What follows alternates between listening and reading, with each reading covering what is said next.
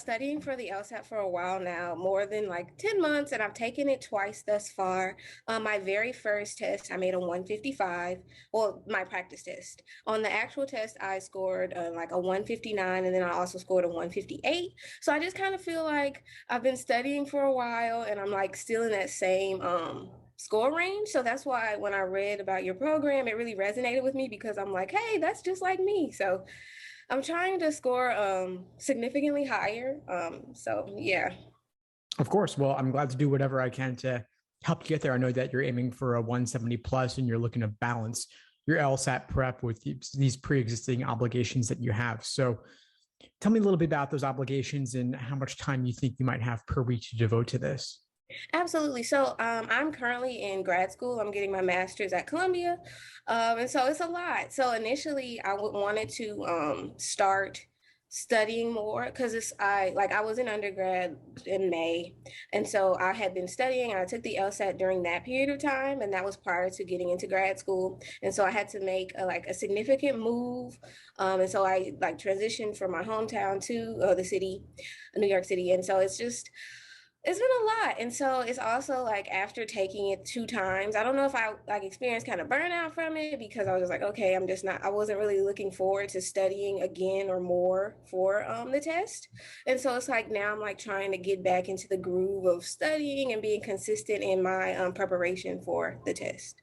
Sure, sure. You're definitely balancing it with grad school, moving to a new place can definitely be a challenge. So just acknowledge where you are and recognize that it may take longer than it would take someone who didn't have those obligations or didn't have that kind of move on their plate. Are you looking to take the January LSAT, the February LSAT? What are you thinking? So I'm not going to apply to law school until the next year. So I think I still have a pretty good amount of time. So probably next summer, Nice. early next summer. So I still have I think I have time, but it's like it creeps up on you. So I just wanted to kind of get back into the groove of things. Sure, sure. Well, that's plenty of time to make literally anything happen. If you've got 6+ months to devote to this, given what you've done to this point, there's a lot that we can achieve together. What would you say is the biggest challenge you're facing right now in terms of a particular section or a particular question type? Absolutely. So my biggest areas of concern are like the reading comp section and the logical reasoning section. Well, previously, so I think I got a pretty good grasp on the logic games. But when it comes to like the logical reasoning and the reading comp, I just feel like in both of those sections, I haven't like significantly seen an increase when it comes to, I don't know, like the questions within those sections. Cause like with reading comp, one of the biggest things for me is time. Cause it's like, and I noticed with like in the recordings, they spoke on not just skimming the passages, because I think at one point, because of time restraints, I would like start skimming and then it would be like, oh, okay, I really don't know what the material is. So then would have to go back and reread those sections. And then with logical reasoning, I don't know, I felt as though I was getting the answers right, but I wasn't. So I think I think the lessons I've been watching so far have been really helpful when they detail going back and reviewing those problems that you missed, because I think I go back and I look over them and I'm like, oh, okay, I missed that one, but I don't think I really gained a true understanding as to why I missed those questions. Right, right. The review process is key. And just as you want to review logical reasoning in depth using the Socratic review method, same applies to reading comprehension, breaking down the passage, as well as breaking down the tempting wrong answers and unappealing right answers. You're right. It's not about skimming. It's about reading for structure, understanding the role that each sentence plays in the passage as a whole. So you'll see my deep dive videos in the course. I really aim to dissect the entire passage, breaking it down in language as simply as possible. And so during your review, you want to implement the same strategy on any passages that give you trouble. And of course, it's great to watch the course videos to see how I go about it or how someone else goes about it. But ultimately, this is meant to simply inform the studying that you do on your own between the weekly classes. Absolutely. I agree. Do you have any kind of mistake log or mistake journal where you document your review? No, I don't. And for me, I think that's going to be very helpful because as I previously mentioned, I don't know why, like prior to like being like watching the videos and being told, hey, go back and like specifically try to understand why you missed those questions, I really don't think I did. And for me, that was very interesting because I have like gone through a number of like various materials and whatnot. And so my goal is to really start doing that. in the Yeah, future. great. Please do. You have a lot of time to execute, try things out, figure out what works for you. But it'd be a shame to watch the course videos and see how to review on a handful of passages, but then not make it your own. The whole point here is to make it your own over the course of all of your studying. And you've got several months to make this happen for yourself. So you want to take the example passages that we review in class and then try those same techniques on any one of the other 400 or so reading comp passages or any of the other 5,000 plus logical reasoning questions. There's a lot that you can do to practice and implement this. A lot of exams out there. So in your opinion, should I start more? Because I see the study plan, but should I really focus more on those areas, like for example, like logical reasoning and reading comp, and like how would you suggest I break that down, like do a mix of both at the same time, or really focus on one area and then go on to the other one once I feel as though I've mastered that area? Great question. So the study plan section of the course is meant for someone with no prior familiarity, helping them build the foundation from square one. You're, of course, not in that place. You've taken it a couple of times. You've already made a good improvement. So at this point, you already have a sense of what your weak areas are. So I suggest that you spend more time in the workshops and deep dives section of the course with the full-length class recordings, because those go into much more detail, giving you my in-depth techniques for each section, each question type with tons of examples, getting really granular into the nitty gritty. And so if you know that reading comp gives you trouble, you might want to review the reading comp classes. If a certain logical reasoning question type gives you trouble, you might want to focus on those. And so your prep could be a mix of attending the live classes, attending the study groups, and then watching the recordings of anything you missed that you think you would find useful. And you can give your prep different ratios or proportions of focus on different sections.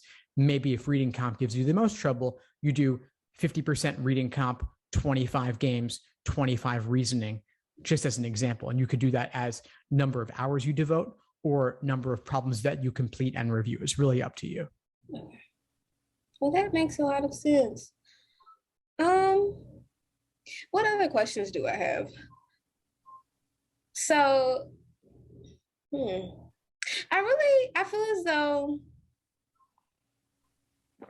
I don't know, I guess at this point, and I guess also I really appreciate the motivational videos you've been sending, because I guess at this point it's kind of like starting, I feel as though I'm kind of not starting over, because it's like now I have different tools, but like really just getting back into the swing of things. So for someone who has like kind of taken a break from like really studying for the LSAT and really being in like the LSAT mode, can you like give some like advice or insight as to how to get back into like the swing of things?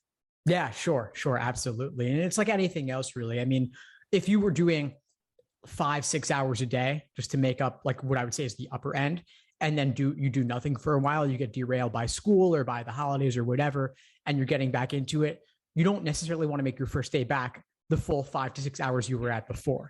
That could be really overwhelming. You don't want to burn out. So I'd say start from the smallest possible amount of time or work and then build up slowly. So if you were doing, let's say, 5 hours, you could then start over after a break with 1 hour. Then the next day, 1.5, the next day, 2, and you build it back up gradually so as not to shock your system.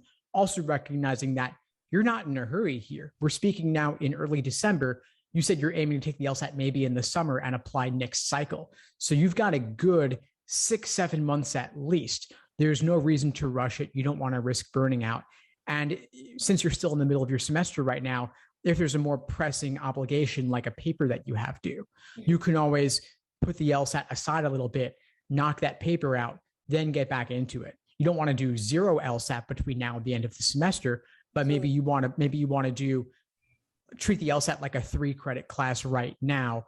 And then once you have winter break, and if you have a lighter semester next semester, if you're taking classes next semester, you could then devote a bit more time to the LSAT and ramp it up as test day gets closer.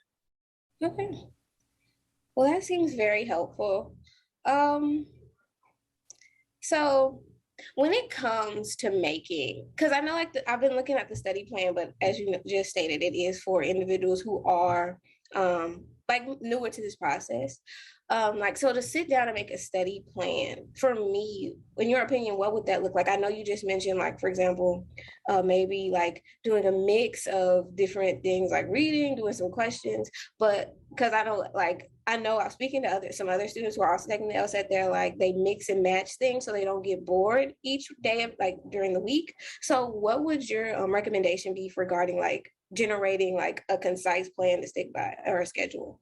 Yeah, sure. Well, since you obviously have a lot of familiarity with each section and each question type, mixing's totally fine. You don't need to focus on one thing to really get the basics down as much. If you know that reading comp gives you trouble, then maybe you want an individual study day to be, let's say you pick a particular class video you want to watch on a certain passage. You might attempt that passage on your own, then watch the class video, then review that passage for anything that gave you trouble. Then to mix it up a little bit, you might want to watch a logical reasoning class or drill a couple of logical reasoning questions by type. Or you might want to do a logic games class, complete that game, watch the video, review in depth. You can do a mix each day. It's really just a matter of how much time you have in a given day. If you have 4 hours in a given day, maybe that's one passage, one reading comp class, and one logical reasoning class, and that's it. Another day, it might be a logic game and a logic games class, or it might be an entire logic games section and reviewing all 4 games associated. As you'll find out, and you know this a little bit already, that review takes time, right? You've seen this in the video. Actually doing it yourself without a video takes much, much longer. So recognize that you might not complete as many problems on a given day. You may not have time to do all 3 sections in one day or cover a dozen different question types in one day, but you'll go in far more depth and understand it better. Okay, that makes a lot of sense. Those are my questions. Yeah. Do you have any like additional tips or recommendations before we depart? Yeah, sure. Well, one general comment I have for you is you've got a long time until you take your exam. It's a long road. You don't need to do it all at once. You don't need to achieve your goal score in the next month in order to feel like you're making progress. If you're getting a better understanding, if your score is gradually increasing, that's enough. And it might not increase in a linear fashion, like every week you gain another point. It doesn't work like that. A single insight changes everything. So it might be more like fits and starts, where you plateau for a while, then you have a big breakthrough. But know that if you're putting in the work, you will see the results. And also know that you don't need to take full-length exams yet. I would say spend some more time on doing individual questions by type and doing some individual sections timed just to get that exposure. But you can add the full-length exams into your prep a little bit later. And if you do take one earlier, that's fine, but just know it doesn't reflect your ultimate potential. You've got at least 6-7 months till you take it. You're not in a hurry, and you have plenty of time to improve significantly. And also, you're allowing more time than most people do, so you're maximizing your odds of getting a great result. So I'm excited that you're able to put in this time, that you're willing to do it. Absolutely. Well, thank you so much. That's My pleasure helpful. to you. Of course, any questions, please reach out. I'm happy to help. Absolutely. And you have a great day. Thank you again. You too. My pleasure. Take care. Thanks for tuning into the show. Please subscribe if you haven't done so already to be notified of new episodes as I release them. And feel free to reach out if you need anything at all as you move forward with your prep. I'm happy to help however I can. In the meantime, I'll wish you all the best and take care.